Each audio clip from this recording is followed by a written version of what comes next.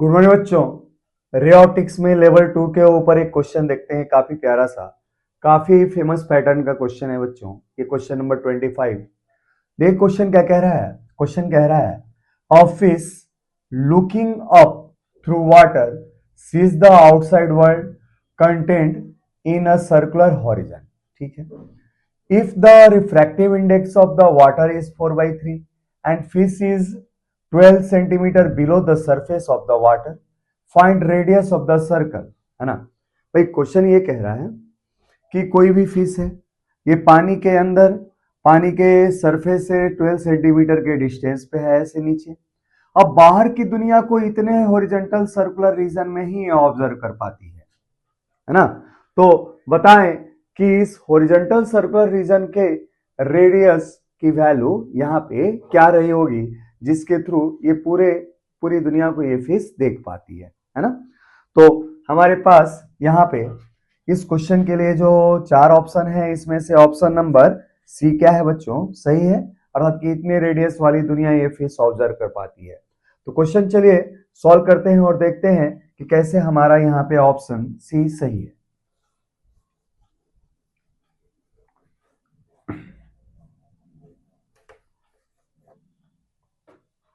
Solution देखते हैं। पहले एक बेसिक सी जानकारी लें। देखें, फिश को अगर एक ऑब्जेक्ट माना जाए तो यहां से निकलने वाली लाइट वही बाहर जा पाएगी जो क्रिटिकल एंगल पे सरफेस पे फॉल हो रही है। इससे बड़े एंगल पे अगर लाइट फॉल होगी इस सरफेस पे तो टीआईआर के कारण इसी वाटर सरफेस में अंदर आ जाएगी।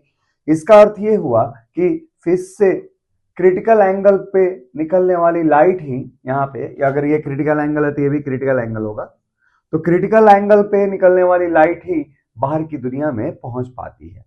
अच्छा, अगर हम बाहर की दुनिया से लाइट आता हुआ महसूस करना चाहें, यहाँ पे कहने का अर्थ है कि फिश बाहर की दुनिया देखती है, तो बाहर की दुनिया से लाइट चली, बाहर की दुनिया लाइट चली तो लाइट के रिवर्सिबिलिटी के प्रिंसिपल से इसी पाथ को फॉलो करते हुए फिश के आंखों तक ये लगभग पहुंचेगी।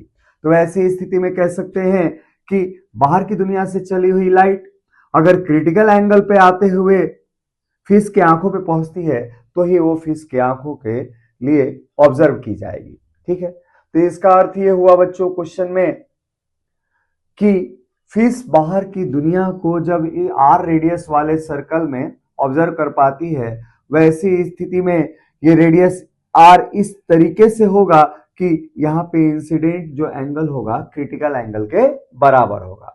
तो इस दिए गए रिलेशन से हम चाहें तो इस रेडियस को यहाँ पे कैलकुलेट कर सकते हैं। तो देखेंगे ये if radius are is such that, ये रेडियस आर इस प्रकार से है। अच्छा, इस पॉइंट को फिश की पोजीशन मान लिया, इस पॉइंट को हमने क्या मान लिया बच्चों, ए मान लिया, इस पॉइंट को सेंटर को हमने ओ मान लिया बच्चों। तो हमारे पास लिखा, हमने क्या लिखा, if radius are is such that, radius r की वैल्यू इस तरीके से है कि if a ray is incident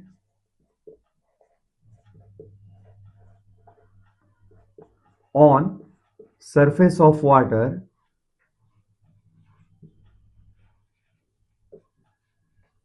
at critical angle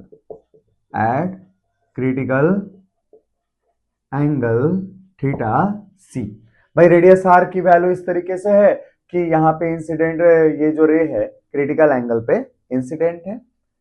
in this case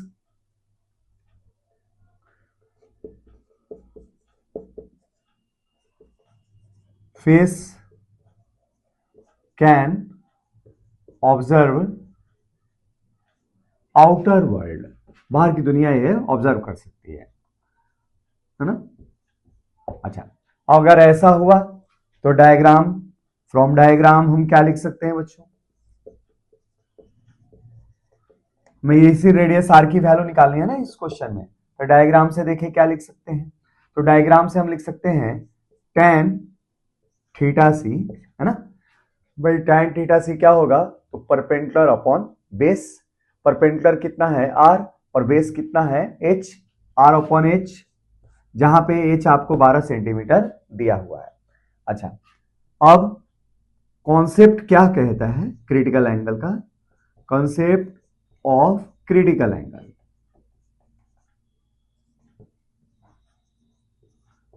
ये कहता है कि साइन थीटा सी की वैल्यू किसके बराबर होता है बच्चों? तो mu rarer upon mu denser. तो दिखाए गए केस में रेयरर मीडियम में यहाँ पे क्या है बच्चों? एयर है, और डेंसर मीडियम में क्या है आपके लिए? तो वाटर है। तो वैसी स्थिति में एयर के लिए रिफ्रैक्टिव इंडेक्स 1 और वाटर का म्यू, वाटर हो जाएगा, और हमने इसको अगर म्यू ले लिया तो हमारे पास ये वैल्यू क्या आ जाएगी? 1 अपॉन म्यू आ जाएगी बच्चों। तो साइन थीटा सी की अगर वैल्यू 1 अपॉन म्यू है तो इससे हम निकाल सकते हैं क्या? tan थीटा सी। अच्छा, tan थीटा सी क्या होता है? Perpendicular upon hypotenuse. और साइन थीटा सी में क्या दिया हुआ है? सॉरी, tan थीटा सी क्या होता है? Perpendicular upon base. और साइन थीटा सी में क्या दिया हुआ है? Perpendicular upon hypotenuse. तो हमारे पास यहाँ परपेंडिकुलर की वैल्यू है 1, और अब चाहिए बेस, तो बेस क्या हो जाएगा? क्या हो जाएगा? Hypotenuse square minus perpendicular square, that is mu square minus 1 हो जाएगा। ठीक है, tan थीटा सी की अगर ये वैल्यू है तो हमारे पास क्या हो जाएगा इस रिलेशन से? तो 1 under root mu square minus 1 equal to r upon h। और यहां से हम चाहें तो वो रेडियस निकाल सकते हैं जिस रेडियस की सर्कुलर हॉरिजन रीजन में ये फिश बाहर की दुनिया को ऑब्जर्व कर सकती है। तो वैल्यू क्या हो जाएगी? h upon under root mu square minus 1। अच्छा, चाहो तो इसको एज अ फॉर्मूला आप लोग याद रख सकते हैं, है ना? कंपटीशन वगैरह में क्वेश्चन को फटाफट करने के लिए एज अ फॉर्मूला इसको आप लोग याद रख सकते हैं बच्चों, है ना? अर्थात कि यही रेडियस होगा जिसमें वो बाहर की दुनिया को ऑब्जर्व कर सकती है। एच अपॉन अगर इतना है, अब यहाँ पे वैल्यू ऑफ एच 12 सेंटीमीटर है और म्यू की वैल्यू 4/3 है। 4/3 का स्क्वायर यहां लिख दीजिए और माइनस 1 कर दीजिए, और देखते हैं सॉल्व करके ये वैल्यू क्या आया बच्चों।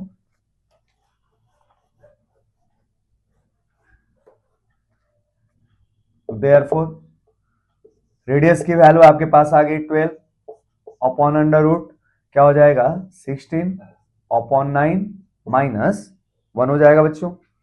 अच्छा, इसको सॉल्व किया हमने तो 9 का 3 ऊपर जाएगा तो 36 और 16 माइनस 9 रूट 7 सेंटीमीटर। ठीक है बच्चों, तो इस तरीके से रेडियस की वैल्यू 36 अपॉन रूट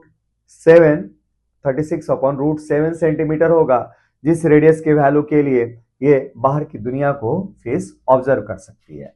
अच्छा, ये फॉर्मूला आप याद रखेंगे यहां जो मैंने लिखा। फॉर्मूला क्या लिखा बच्चों? तो रेडियस आर उस सर्कुलर रीजन की, जिस सर्कुलर रीजन में ये बाहर की दुनिया को फिश ऑब्जर्व कर सकती है, डायरेक्ट दिया जाता है किससे?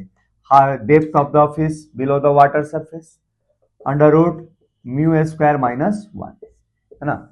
इस फॉर्मूले को याद रख सकते हैं। देखिए, रूट में 1 माइनस म्यू स्क्वायर नहीं होगा, म्यू स्क्वायर माइनस 1 हम ही लेंगे तो रूट के अंदर सारी चीजें पॉजिटिव होती हैं।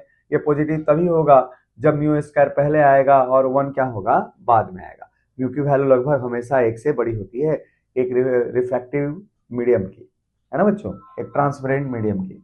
तो चलिए बच्चों, क्वेश्चन को सॉल्व करते हैं और अगला क्वेश्चन सॉल्व करते हैं, है ना?